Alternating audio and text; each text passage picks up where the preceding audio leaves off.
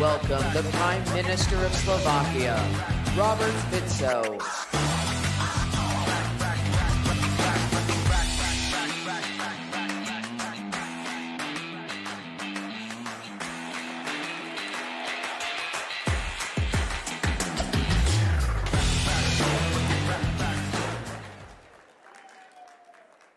Thank you very much. Ladies and gentlemen, I appreciate very much the opportunity to address you. I am the fourth-time Prime Minister of a small, proud country in the center of Europe, Slovakia. I would like to open my speech by paying honor to one of Slovaks living in the United States. His name is Michael Strang. Sergeant Michael Strang served in the US Marine Corps during World War II and commanded a squad of soldiers on the Pacific island of Iwo Jima. And it was the very same squad that raised the victorious American flag on Iwo Jima exactly 80 years ago on February 23, 1945. A photograph from that event became the inspiration for the Marine Corps War Memorial in Arlington. I was in Arlington today and bowed before Michael Strang's grave. In doing so, I paid my respect not only to him, but to all American soldiers who fought and died in the Second World War. The contribution of American troops to defeat fascism is unquestionable. Please do not allow new Hitlers to arise. Please do not allow anyone to question the horrors of the Holocaust. Thank you very much. Ladies and gentlemen, we can celebrate the 80th anniversary of the end of the Second World War by stopping the senseless killing of Ukrainians and Russians in Ukraine.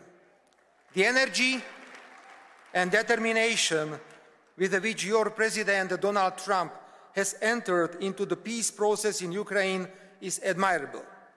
He has many supporters in Europe for his directness and for spreading the truth. My good friend, Hungarian Prime Minister Viktor Orbán, recently complained, with a smile on his face, of course, that he has been trying to hold a mirror up to the European Union for years, and that the process has been extremely slow. And then Donald Trump comes along and manages to do it in a matter of days. If you will allow me, I also join Viktor Orbán in this complaint today, again with a smile on my face, of course. If there is one thing Europe needs today, it is the truth. If there is anything Europe needs ever more, is the diversity of opinion and respect for it. The politics of only one single correct political opinion is devastating us and has serious practical consequences. If you go against the current, you are excluded and punished. Between 2020 and 2023, criminal law was brutally abused against the Slovak opposition, of which I was the leader. I myself was charged 4 times for political activity, illegally monitored and wiretapped. However, the institutions of the European Union remained silent because they had a submissive and vassal government in Slovakia. Ladies and gentlemen, no one is disputing that Russia's use of military force in Ukraine was a violation of international law. However, Russia had serious security reasons for doing so because it has long been misled on the issue of NATO enlargement. The conflict could have been brought to an end shortly after it began. The absolute majority of the European Union member states, with the exception of Slovakia and Hungary, have endorsed the idea that the war in Ukraine should be used to weaken Russia politically and economically. Ukraine has been the victim of a bad strategy.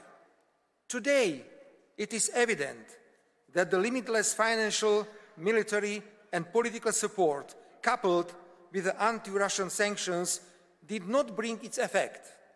I was among those who warned against senseless killing, calling for ceasefire and supporting all peace plans.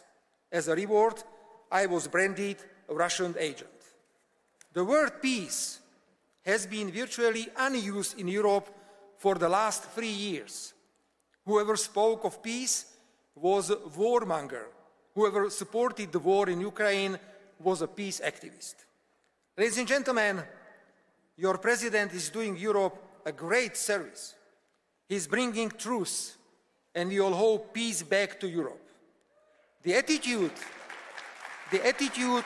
of the major European players and of President Zelensky of Ukraine, therefore, comes as an unpleasant surprise to me. They are pushing themselves to the US-Russian peace negotiation table, even though for 3 years now they have and still do openly support the war in Ukraine. More and more, it seems that President Zelensky actually needs this war. When there is war, there cannot be democratic elections. Zelensky is particularly worried about that. Let us recall in what a favorable situation Winston Churchill lost the 1945 election in Great Britain. When there is a war, it is difficult to investigate where a huge part of the funding given to Ukraine ended up, where an enormous number of arms ended up. When there is a war, Zelensky knows that he has total support of the European Union. I say all this quite openly, as Prime Minister of Slovakia, a country which is bordering Ukraine. Yes, we have to recognize that peace is being negotiated at a time when Ukraine is very weak. That is also why the proposals may come out of the negotiations may not correspond to the idea of a just and sustainable peace for Ukraine and its territorial integrity. However, Europe should in any case help the US President to end the senseless killing in Ukraine as quickly as possible and not hinder him from achieving this goal. Ladies and gentlemen, I have spoken many times today about the truth, respect for different opinions.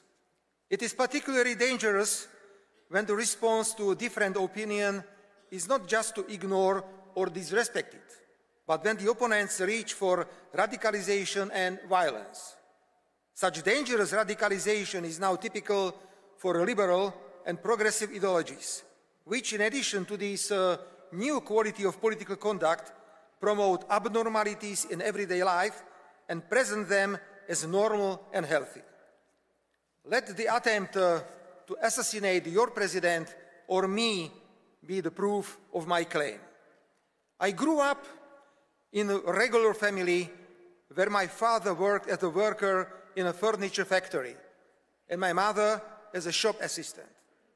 Our lives were dominated by straight talk, common sense, respect and consideration for others. I brought a strong social sense from my family, and as an ordinary person, I openly espouse all the values associated with a common sense and a normality. As a politician, I add to this the respect for international law, for the principle of non-interference in the internal affairs of other countries, for sovereignty and strong national leadership. If anyone thinks that we will be intimidated by violence and that we will stray from this path of values, they are so strong. We used to say in Slovakia, what does not kill us, make us stronger. I intend to continue my efforts to amend the Constitution to improve the protection of fundamental values. When we adopted the Constitution of Slovakia in 1992, we had no idea that there might be a need to constitutionally define marriage in order to create a barrier to woke ideologies. The need arose, and we incorporated into the Constitution the definition of marriage as the unique union of a man and a woman. After all, marriage with this meaning has served for centuries as the cornerstone of Slovak families. We do not intend to question it because of external pressures or fashionable ideological trends. We are now working to recognize in the Constitution only two sexes, male and female, nothing else. Then the conditions for adoption of children only by spouses, and the prohibition of teaching anything in schools that would contradict these constitutional definitions. With a great respect, we are also following your President's administration fight against illegal immigration. As Slovak Prime Minister, I too feel a strong commitment to protecting our borders and national sovereignty from external threats, foremost among which is the impact of illegal migration. That's why I blocked the redistribution of illegal migrants among the European Union member states on the basis of so-called mandatory quotas. Ladies and gentlemen, it is difficult to build a barrier against dangerous woke ideologies if they have substantial support in an entire network of NGOs and media. These, often financed from abroad, are turning into active political anti-government actors, of course, with no political accountability to the citizens. I recently sent a letter to Mr. Elon Musk about the role that organizations such as USAID have played in the unwarranted interference into sovereign internal affairs of other countries. I agree that we need to separate useful and beneficial projects from flagrant interference into Slovakia's internal affairs. The message I sent to Mr. Musk was very clear. We in Europe must oppose such interference and demand transparency and access to all information as the anti-government NGOs and media funded by USAID have been. We must protect our sovereignty, our right to choose our future, and to take decisions without external pressures. Ladies and gentlemen, in conclusion, may I say a few words about the powerful movements that have emerged in the United States and globally, MAGA and MEGA. These movements are not only simply slogans. They represent a vision that resonates urgently not only in the United States, but across the world. I know, ladies and gentlemen, dear friends, I know that you want fairness, reciprocity, and high-quality jobs. So do we. So let's talk. Let's work on it. Let's resolve our differences as friends and avoid pain of tariffs, measures, and countermeasures. I am known for my critical views on the European Union. At the same time, I am absolutely convinced that the European Union is our living space, which must be constantly fought for. For Europe to be great again, and for the European Union to be respected as an institution, that will require a lot of self-reflection, common sense, self-confidence, and money. So on behalf of my country, Slovakia, I openly declare that I am ready to work actively for such a renaissance of the European Union. Ladies and gentlemen,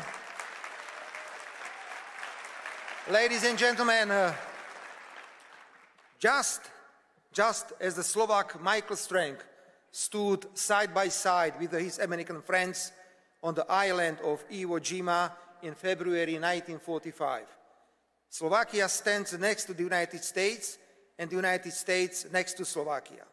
I appreciate President Donald Trump's pragmatic approach and his clear focus on American national interests.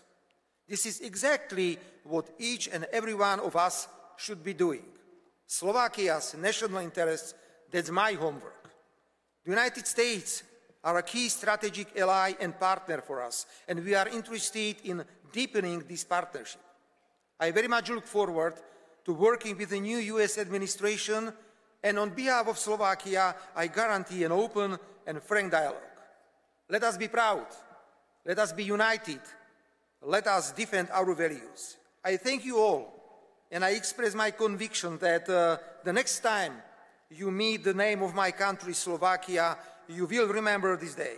Long live the United States. Long live Slovakia. Thank you very much for your attention.